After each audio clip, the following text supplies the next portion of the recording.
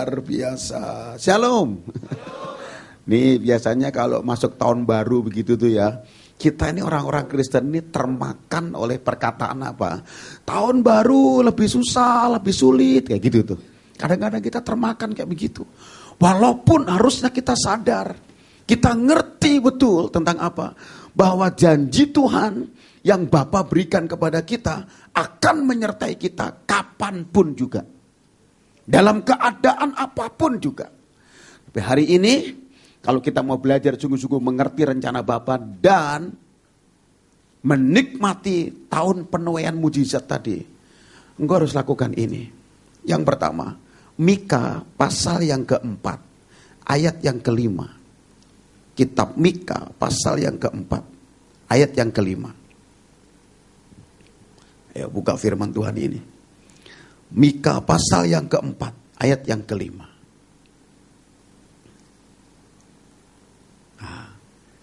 Yang sudah ketemu berkata amin. Yang belum ketemu lihat di layar ya. Oke. Ini saya suka baca bareng-bareng ya, biar kita ngerti betul apa yang dimau Tuhan agar kita bisa menikmati janji Tuhan di tahun 2017. Nih, saya duluan, nanti baru saya kasih tahu kapan kita akan baca sama-sama. Biarpun segala bangsa berjalan masing-masing demi nama Allahnya, huruf kecil. Kalau bahasa sehari-hari bilang, biarpun segala bangsa berjalan masing-masing demi nama dewanya, sesembahannya. Nih sekarang sama-sama, tetapi kita, 2, 3. Tetapi kita akan berjalan demi nama Tuhan Allah kita. Oke, kali lagi, kata kita diganti saya. Tetapi saya akan berjalan, 2, 3. Tetapi saya akan berjalan demi nama Tuhan Allah saya untuk selamanya dan seterusnya. Ini kalau kita pakai bahasa yang enak didengar mau begini. Bodoh amat bangsa lain mau berjalan sesuai dengan Allahnya, dengan sesembahannya. Tetapi saya akan berjalan demi nama Tuhan Allah saya untuk selamanya dan seterusnya. Wah, orang bilang, wah tahun ini katanya tahun ayam. Ayam apa namanya?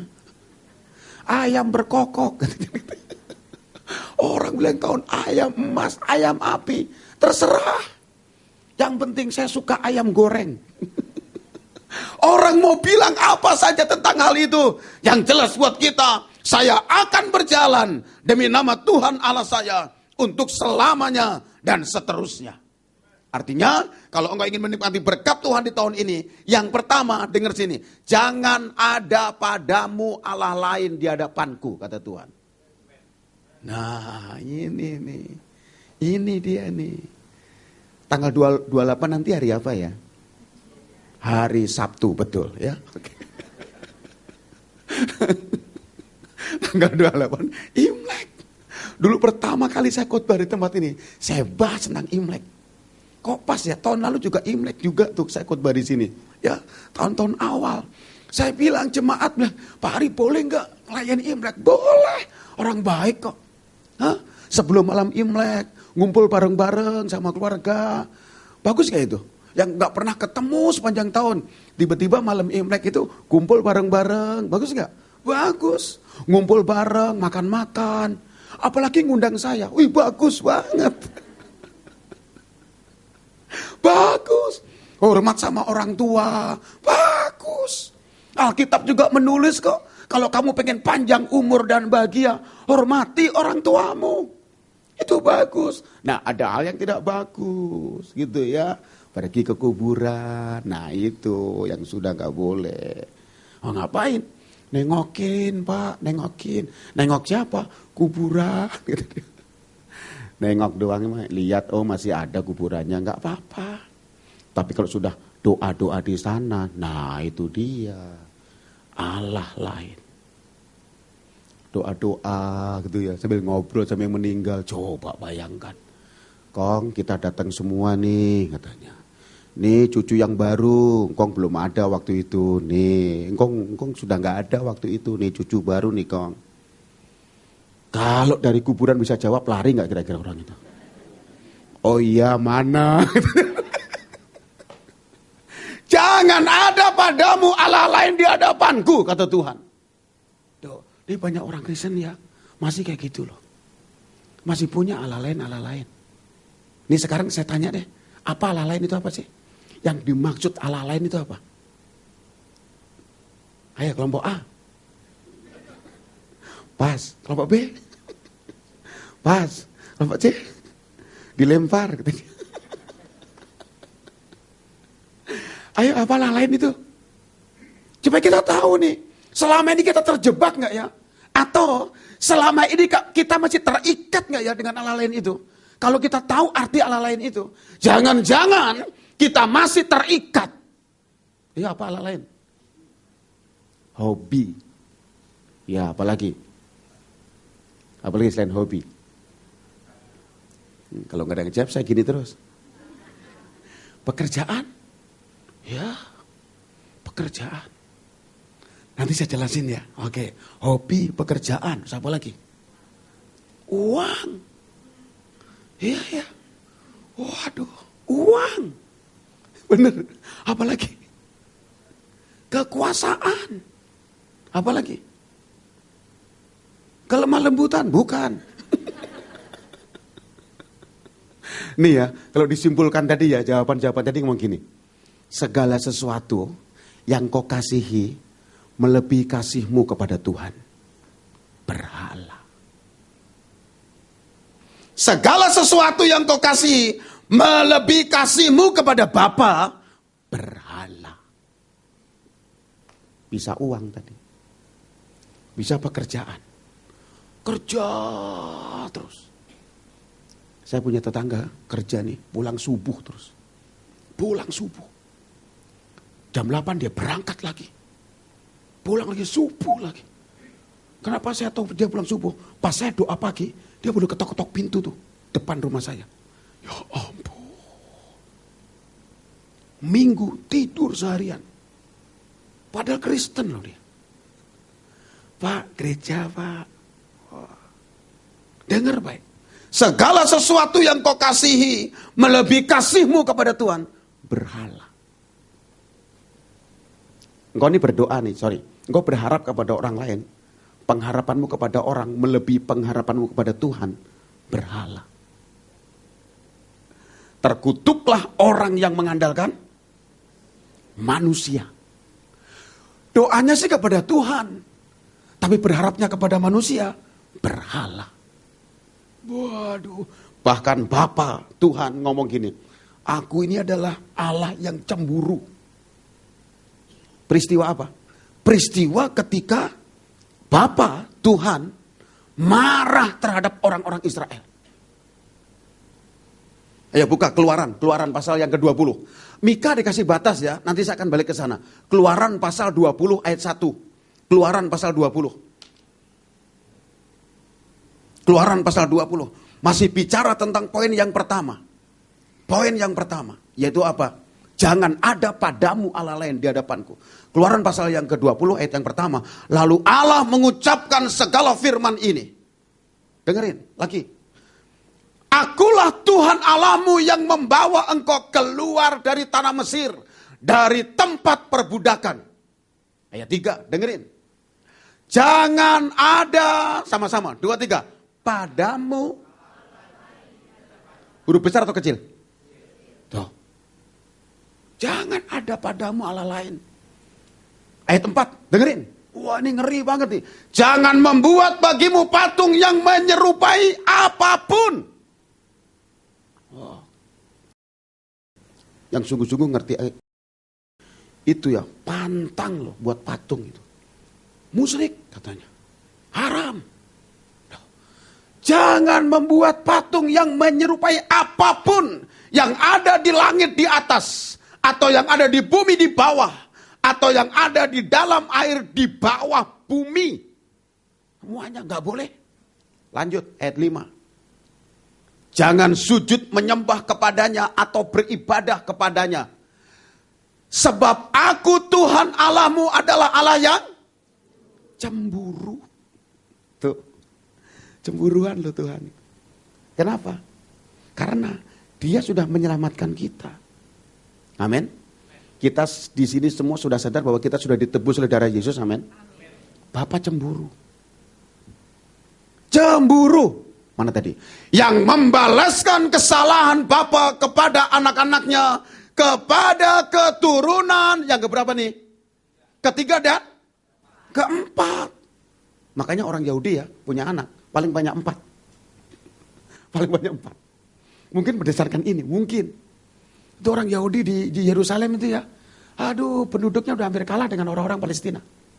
Di Nazaret, itu orang-orang Yahudinya sudah hampir kalah. Sudah kalah sekarang. Sudah kalah dengan orang-orang Palestina. Kalau orang Yahudi punya istri 1, anaknya paling banyak 3. Tapi orang Palestina, istrinya bisa 4. Anaknya masing-masing 1 istri, bisa 7. 7 kali 4 berapa? 28. 1 bapak. Saya pernah ketemu dengan orang Palestina. 1 bapak. Anaknya 70. Aduh. Supir saya orang Palestina.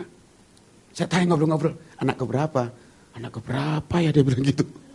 46. Udah sih, ya ampun.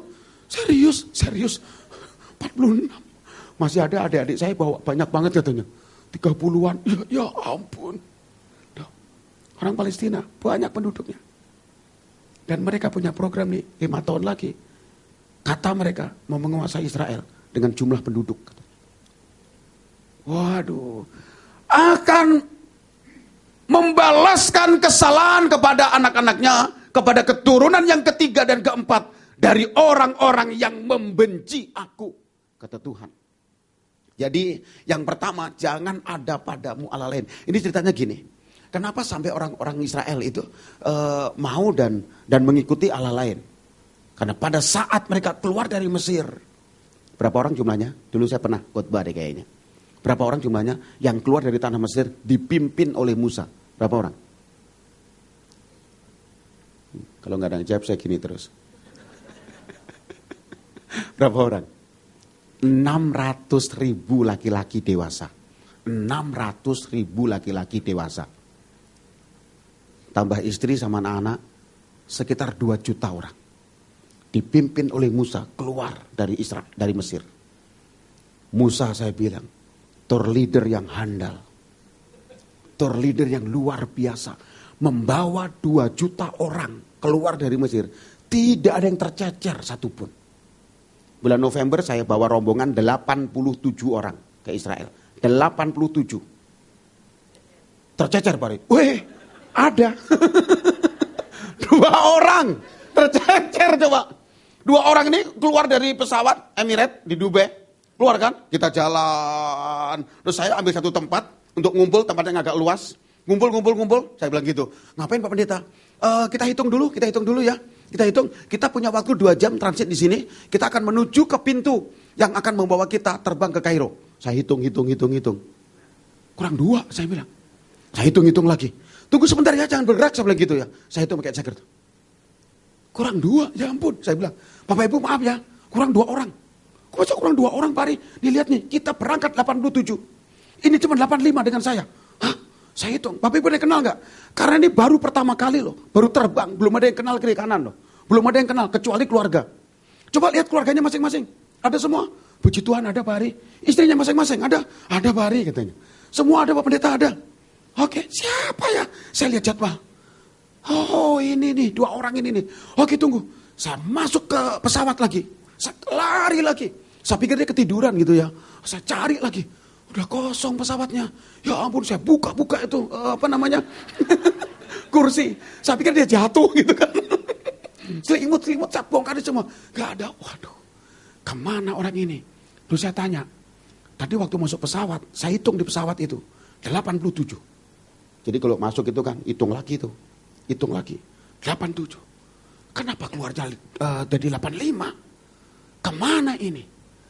Aduh, mungkinkah sudah terjadi pengangkatan? Terus kita semua tertinggal. Pak Ari jangan ngomong gitu dong katanya.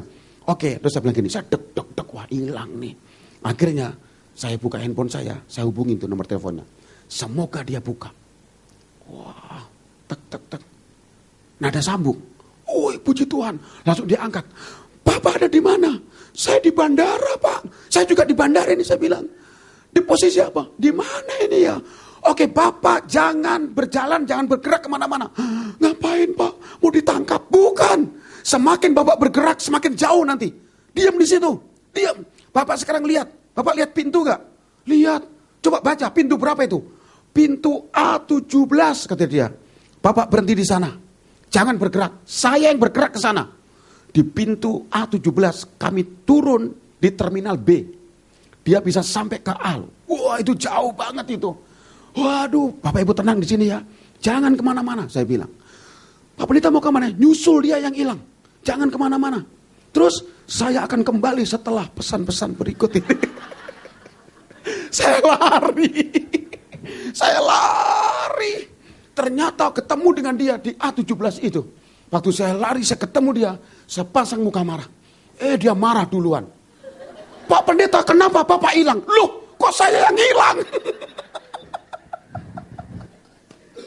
Kok saya yang hilang? Iya. Orang rombongannya ke sini, Bapak ke sana. Pak, banyakan mana? Bapak atau saya yang saya bawa? Dia liatin gitu sama istrinya. Iya ya, cuman kita berdua ya. Berarti Bapak yang benar. Ya iyalah, saya bilang. Ayo ikut. Wow, ikut nih. Sepanjang jalan saya omelin dia. Kenapa Bapak bisa tercecer? Tadi gini Pak, waktu keluar dari pesawat, saya langsung foto-foto gitu. Dia nggak ngeliatin rombongan. Rombongan belok kiri dia lurus. Makanya kalau kemana-mana dengar penjelasan, saya bilang. Jangan foto-foto, ya. Maaf ya Pak, semua orang ngeliatin mereka tuh, 84 orang. Gara-gara dia nih. Bapak Ibu nggak boleh marah ya, nggak boleh marah. Saya bilang begitu. Kenapa nggak boleh marah? Karena ternyata waktu saya ketemu dia tadi, dia nuduh saya kita semua yang hilang. Oh enak aja gitu. Akhirnya kita sampai tuh di Kairo. Nah karena Bapak ini sudah memberi kesan yang baik, ya. Untuk apa? Untuk bisa mengingat Bapak ini. Jadi setiap pagi, oh ini Bapak yang hilang kemarin ya. Pagi Bapak yang hilang. Dengar baik. Musa ini, waduh, membawa 2 juta orang tidak terjajar. Bayangkan bagaimana waktu itu. Ketika orang minta pipis, semua pasti pipis tuh. 87 orang begitu. Pak Pendeta, pipis. Oke, pipis. Lari semua 86 orang. Pipis. Wah, sampai penuh tuh toilet itu. Tiap kali ketemu toilet, pipis. Kalau gratis. Kalau bayar, tahan. 87 aja kadang-kadang telat. Ibu-ibu tuh telat banget itu. Apalagi ibu-ibu yang suka nyasak rambut sampai tinggi banget. Wah, telat itu. Kenapa? Dandannya lama. Saya bilang, Bu, biar besok nggak telat. Dandannya malam aja sebelum tidur. Enak aja Pak Pendeta. Nanti rusak lagi. Jangan, tidurnya duduk. Ada satu ibu telat tuh. Saya udah hampir marah nih, begitu deket saya ketawa terpingkal-pingkal. Dia tersinggung tuh. Pak Pendeta ini orang telat dimarahin. Saya ketawa bukan karena ibu telat. Terus alis ibu beda. Satu celurit, satu pedang.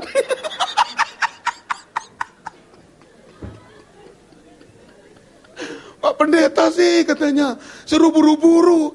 Jadi gak sempat ngaca kata dia. Ibu gak ngaca. Jadi waktu bikin alis gimana? Sambil lari. Kata.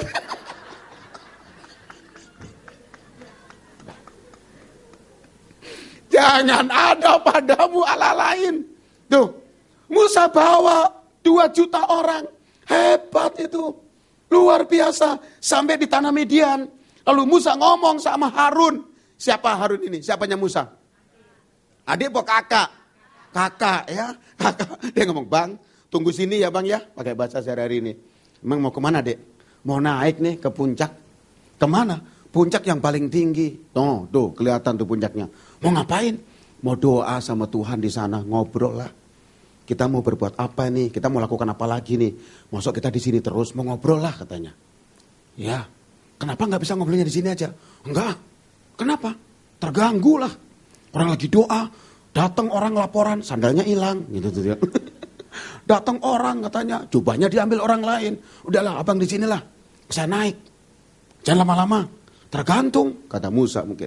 Tergantung apa? Kalau ngobrolnya enak ya bisa lama. Mungkin Harun berpikir nih ya paling lama 3-4 hari lah. Oke, naiklah. Ternyata seminggu ditunggu gak ada kabar. 2 minggu gak ada kabar. Orang-orang Israel, Musa udah gak ada kabar lagi nih. Udah naik ke atas, gak ada yang berani nyusul. Tinggi banget. Untuk bisa naik ke Gunung Sinai, di puncaknya itu ya. Kalau sama saya berangkatnya, ada 2 cara. Yang pertama, jalan kaki dari bawah sampai ke puncak. Dan ini saya tidak izinkan. Saya tidak izinkan. Walaupun bisa. Kenapa? Karena nanti biasanya nggak nyampe ke puncak kalau dari bawah itu. Kecuali ada orang-orang yang sudah kuat gitu ya. Ada satu bapak kemarin. Pak Hari, saya mau coba jalan kaki dari bawah. Jangan Pak. Kita pinjam kaki unta 2 jam, lumayan. Ya, lumayan 2 jam Pak. Kita pinjam kaki unta aja. Murah kok, $30. Gak mau Pak Hari. Saya mau naik sampai atas jalan kaki aja. Jangan Bapak. Saya lihat kondisi Bapak, enggak kayaknya jangan. Saya udah sering pengalaman bawa orang-orang kayak gini. Jangan Pak, naik aja. Gak mau. Wah Pak Hari ini mengecilkan semangat saya katanya. Saya udah latihan turun naik Gunung Bromo. Ini bukan Bromo. Ini Gunung Sinai. Gak apa-apa Pak Hari. Akhirnya dia nekat tuh. Ya udahlah. Pendeta pembimbing enggak tega sebetulnya. Masa pendeta pembimbingnya naik unta. Dia jalan kaki tuh Pak. Sendirian lagi. Ya yang lain naik unta semua. Dari 21 orang naik. Dia jalan nih. Saya lewatin dia. Pak, duluan ya Pak. Saya bilang. Ya Pak Hari, tenang. Saya nyusul nanti. Oh, emang jalannya cepat. Tapi gak continue. Unta jalannya pelan. Tapi continue terus. Nah Bapak ini jalannya cepat. 10 langkah. Berhenti 10 menit. 15 langkah. 15 menit. 60 langkah. 1 jam dia berhenti. Wah, saya lihat. Begitu saya lihat nih ya. Kan dia di bawah nih, saya lihat nih. Pakai spion unta. Enggak ada spion. Kok enggak ada Bapak itu? Saya nengok ke belakang. Kok enggak kelihatan saya bilang. Karena naiknya siang, jadi bisa lihat ke sana kemari. Ini keuntungan kalau naiknya siang. Bisa lihat ke sana kemari. Bisa selfie. Oh, di atas unta selfie gitu. Dan unta sana ngerti loh. Kalau penumpangnya lagi selfie, itu lehernya bisa didorong ke belakang gini set.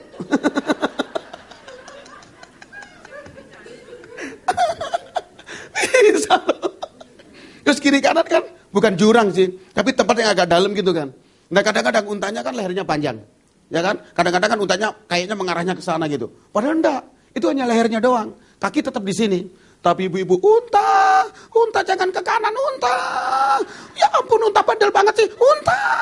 Saya bilang, Bu, untanya bahasa Arab. Saya bilang, gak bisa bahasa Indonesia. Di jalan terus ternyata bapak ini gak kuat bener. Akhirnya harus dipandu oleh orang-orang Beduin. Tadinya dia gak mau bayar $30. Tapi setelah dipandu, dia harus bayar $150. Karena apa? 3 orang yang pandu dia. Sampai ke atas. Ngeri kan? Musa jalan. Sampai di ujung, di puncak itu dia doa. Orang-orang Israel nggak tahan nungguin Musa. Musa nggak ada kabarnya lagi. Udah buat patung. Bentuknya apa patungnya? Bentuknya apa? Lembu. Kenapa lembu? Pernah nggak kalau baca Alkitab? Terus nanya, kenapa lembu ya? Kenapa nggak binatang lain? Lembu inilah yang membuktikan orang-orang Israel itu masih apa? Pikirannya masih Mesir. Hatinya masih Mesir. Lembu ini adalah salah satu binatang yang didewakan di Mesir. Dewa apa? Lembu ini bisa nyari jalan keluar. Kalau engkau tersesat, engkau naik lembu. Lembu dengan sendirinya cari jalan keluar. Yang benar jalannya. Gak tersesat. Ini salah satu dewa yang dipuja-puja sampai hari ini. Nah makanya orang Israel bilang, bikin patung lembu. Kenapa? Supaya bisa membawa kita keluar dari padang gurun ini. Gak tersesat terus. Musa yang kita tunggu-tunggu yang memimpin kita gak ada kabar lagi. Harun, gimana kabar Musa? Gak ada kabar nih. Coba diping. Udah dipang-ping berapa kali. Gak nyambung-nyambung. Di WA cuma contreng doang. Gak pernah dibaca. Ya jangan salahkan Musa. Orang di atas gak ada sinyal. Jangan salahkan pendeta, dipangpi, dihubungi, kok gak nyambung-nyambung, gak ada sinyal di atas. Habis sinyalnya, itu padang gurun kok. Akhirnya Harun mengizinkan orang-orang Israel buat patung. Bapak marah banget. Musa turun. Suruh turun itu. Kenapa Tuhan? Bangsa yang aku bawa keluar dari Mesir telah berbuat dosa yang besar. Perhatikan. Kau ingin menikmati tahun penuaian mujizat itu. Yang pertama, jangan ada padamu Allah lain. Karena apa? Bapa cemburu. Pernah lihat orang-orang cemburu gak? Atau pernah merasakan dicemburuin gitu? Enak gak itu? Enak gak? Seorang suami yang cemburu. Waduh, berantakin rumah itu. Bapa membalaskan kesalahan kepada anaknya sampai keturunan ketiga dan keempat. Kalau engkau ada Allah lain. Ngeri loh. Waduh, ngeri banget. Jangan ada padamu Allah lain. Siapa Allah lain itu? Segala sesuatu yang kau kasihi, kau cintai, melebihi cintamu kepada Tuhan. Bapa yang cemburu. Bapa itu cemburu banget. Wah, ngeri deh, ngeri banget. Nih, lihat. Terus, tapi ada berkatnya juga, ya. Ada berkat. Ayat yang ke-6. Ayat yang ke-6. Nih. Ayat 6. Tetapi, sama-sama, 2, 3. Aku menunjukkan kasih setia kepada beribu-ribu orang. Yaitu mereka yang mengasihi aku dan yang berpegang pada perintah-perintahku. Tuh, adil Bapak. Kalau ada lain, cemburu. Cemburu. Tapi ketika engkau mengasihi Tuhan, aku menunjukkan kasih setia kepada beribu-ribu orang. Yaitu mereka yang mengasihi aku dan yang berpegang pada perintah-perintahku. Jangan ada Allah lain. Amin. Jangan ada Allah lain. Segala sesuatu yang kau kasih, kau cintai, melebihi cintamu kepada Tuhan, berhala. Kau mengharapkan orang lain saja, melebihi pengharapanmu kepada Tuhan, berhala. Bapak cemburu.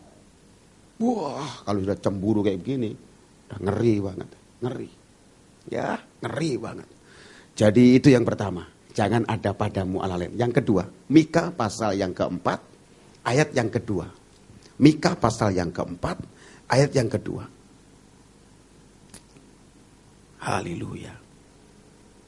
Mika pasal yang keempat, ayat yang kedua. Nih, dengar ya, dengerin. Dan banyak suku bangsa akan pergi serta berkata.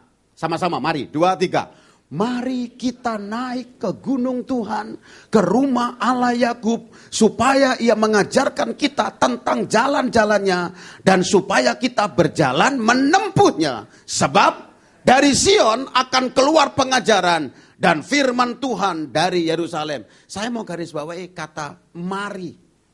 Mari itu artinya ajakan. Ajakan untuk apa? Bergerak, berpindah dari posisi yang sekarang kau tempati. Mari. Pindah, bergerak. Nah, kata mari ini artinya dilanjutkan dengan kalimat ini. Kita naik ke gunung Tuhan. Artinya bertindak, bergerak, melakukan kehendak Bapa. Yang kedua, kalau engkau ingin menikmati tahun-tahun seperti tahun-tahun yang dijanjikan oleh Bapa, tahun 2017, tahun penuaian mujizat. Yang kedua, praktek firman.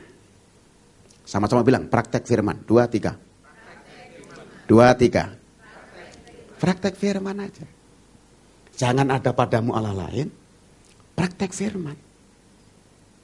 Jadi Pastor Niko bilang, salah satunya poinnya, lakukan firman. Sekalipun gak masuk akal. Amin. Bapak Ibu saya tanya nih. Nuh, tahu Nuh ya? Nuh itu diperintahkan oleh Tuhan untuk bangun apa? Nuh diperintahkan Tuhan untuk bangun bahtera. Nuh tahu gak kapan hujan mau turun? Gak tahu. Bisa bayangkan gak waktu dia kerja, terus anaknya nanya, berapa anak Nuh? 3. Anaknya nanya yang pertama, Pak, kita ini kerja nih. Pak, kita ini bangun bahtera. Iya, kenapa nak? Papa tahu gak, dikasih tahu gak sama Tuhan, kapan hujan turun? Nuh lihat anaknya, gak tahu nak. Lah, bagaimana Papa ini? Lah kita ini bangun bahtera, terus Papa gak dikasih tahu Tuhan, kapan hujan turun? Gak tahu nak. Ngapain kita bangun bahtera? Kalau begitu, Terus nggak ada hujan, nggak akan turun. Hah, emang pasti akan turun, Pak? Pasti turun, Nak. Ya kapan? Nggak tahu, Nak. Terus tugas kita melakukan perintah Tuhan. Cukup. Amin. Mungkin anaknya marah. Ya ampun, ternyata papa nggak tahu kapan hujan mau turun. Besoknya anak kedua nanya. Mungkin dikomporin sama anak pertama. Coba tanya papa. Barangkali kalau kamu yang nanya, papa jawab nih. Pak, iya nak. Kenapa nak? Papa, kita bangun Batra ini perintah Tuhan ya Pak? Betul. Terus papa dikasih tahu nggak kapan hujan turun? Nggak tahu nak. Kalau papa nggak tahu kapan hujan turun, kenapa kita kerja terus Pak? Ya ini melakukan perintah Papa. Melakukan perintah Tuhan. Wah percuma aja nih Pak. Papa nggak dikasih tahu kapan hujan turun.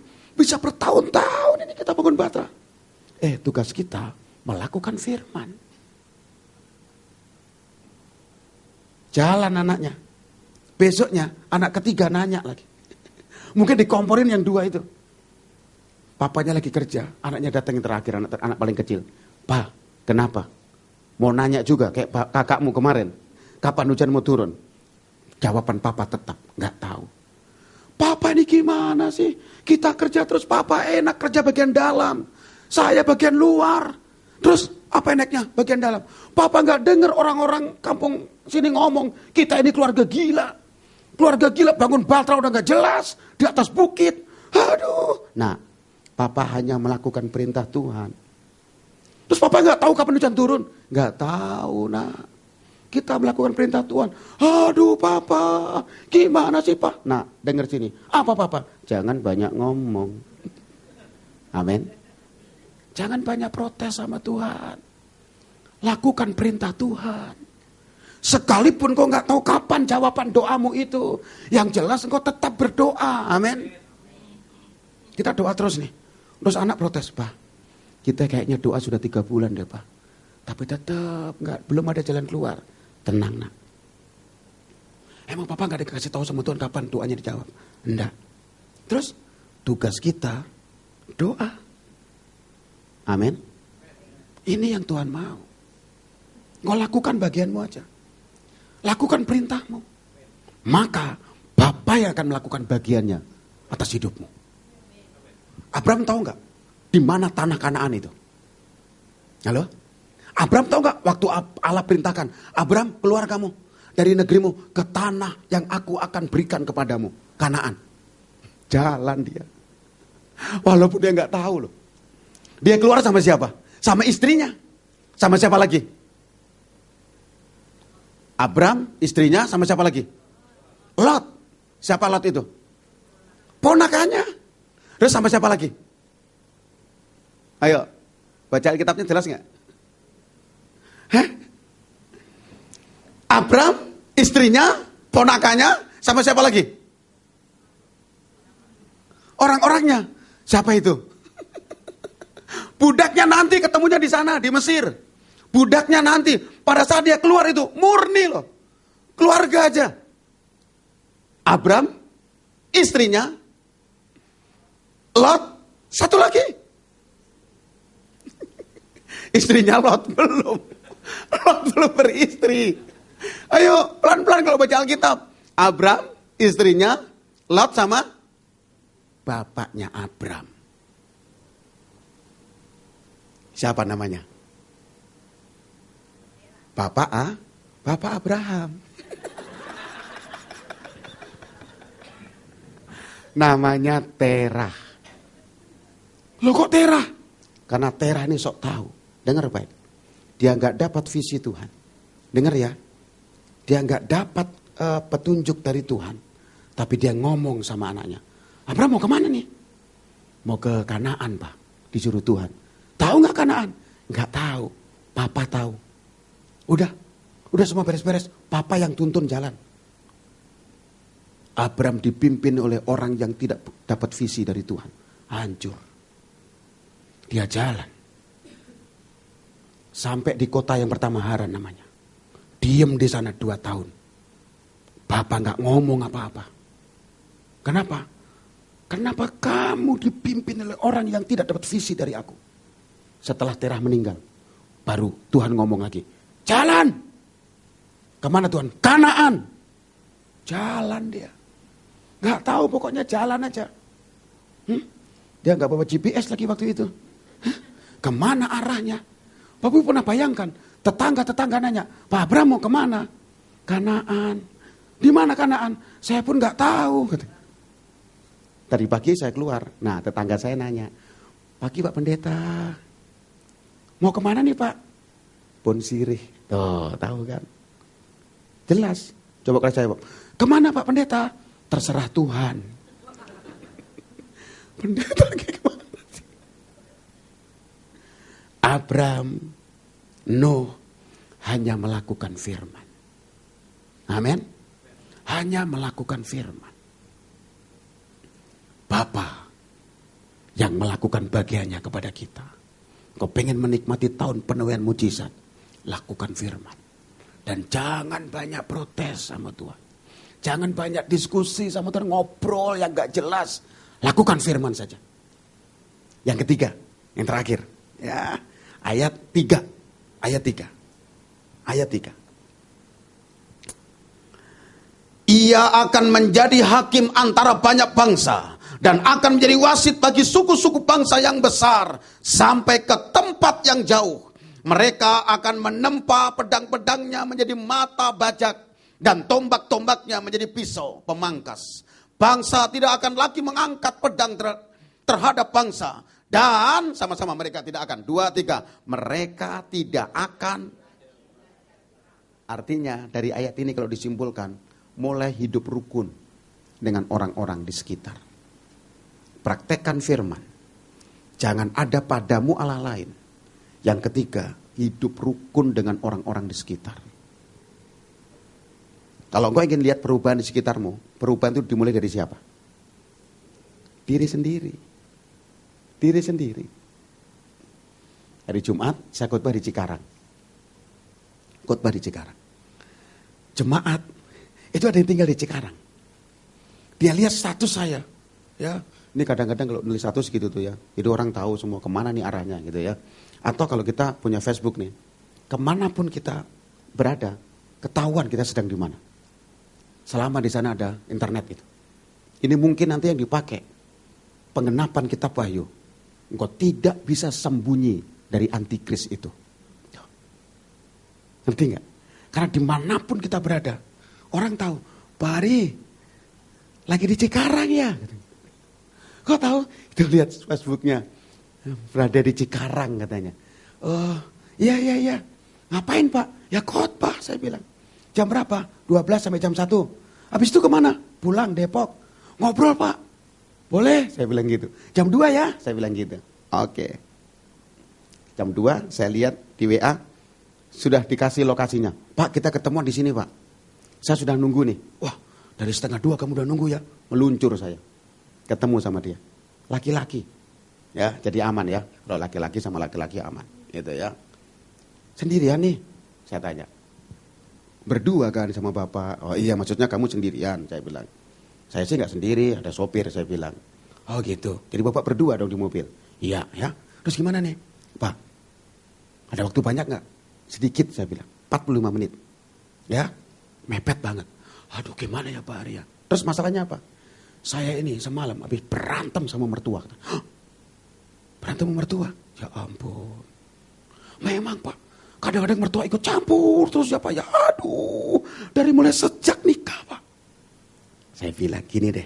Gini aja ya. Saya gini deh. Kamu pengen lihat gak mertuamu berubah? Pengen lah Pak. Mulai dari kamu. Saya bilang. Udah saya gak perlu tahu bagaimana asal usulnya kamu benci sama dia. Pokoknya kalau kamu pengen lihat mertuamu berubah. Mulai dari kamu. Enak banget Pak. Iya. Ini prinsip kekristenan. Mulai dari kamu. Gimana caranya Pak? Apa kesukaannya? Kesukaannya apa? Mertuamu. Kue tio siram. Beliin kue tio siram.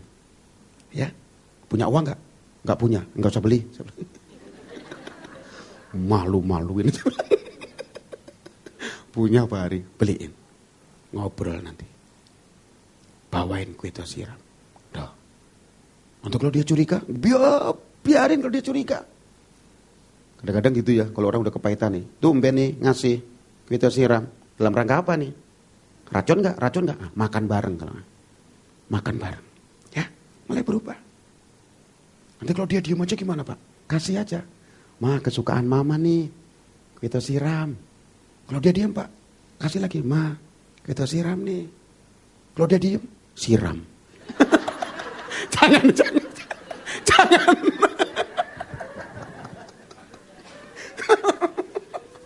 Jangan. Kalau dia diem, nggak apa-apa, taruh aja. Udah ya Ma ya, kasih loh Ma. Gitu. Awal-awalnya memang begitu. Cuman kau harus berubah ya. Simple ya Pari, simple. Gampang. Kalau kau ingin lihat perubahan orang-orang di sekitarmu, awali dari dirimu. Kau pengen lihat sesuatu yang besar terjadi dalam hidupmu. Pesan yang kuat hari ini, kau sudah dapat. Jangan ada padamu Allah lain di hadapanku. Yang kedua, praktek firman. Yang ketiga, hidup rukun. Amin. Hidup rukun. Semalam depan rumah saya, tetangga menyunatkan anaknya. Wah, dari pagi otomatis. Kalau nyunatin gitu, hiburannya apa? Klasik, blues nggak mungkin ya. Nggak mungkin musik blues, itu musik klasik. Nggak mungkin banget. Ada organ tunggal di situ. Wuh, jedak, jeduk. Tapi puji Tuhan, karena saya membangun hubungan yang baik dengan orang-orang sekitar. Dia minta izin hari Jumatnya. Pak Pendeta, nanti saya nyunatin anak saya hari Sabtu seharian. Pak Pendeta pasti tahu kalau sunatan itu hiburannya apa. Saya tahu. Pasti musik jazz. Saya bilang, nggak mungkin Pak. Dangdut oke. Tapi ingat ya, jam 10 harus selesai semua. Karena ini perumahan ya. Iya Pak Pendeta. Jegur. Bener loh, jam 10. Set, habis. Habis semua, ya tenang gitu. Yang pertama nggak ada tamu yang datang lagi. Yang kedua anak yang disunatkan kan pengen tidur juga kan. Dan selesai semuanya. Wah, tadi pagi saya bilang, kasih Pak. Jadi bisa tidur nyenyak. Ya. Membangun hubungan yang baik dengan orang-orang di sekitar. Maka firman tergenapi dalam hidupmu. Amin. Kau diberkati oleh firman Tuhan hari ini. Beri kemuliaan yang meriah. Haleluya. Terus sekarang tundukkan kepala.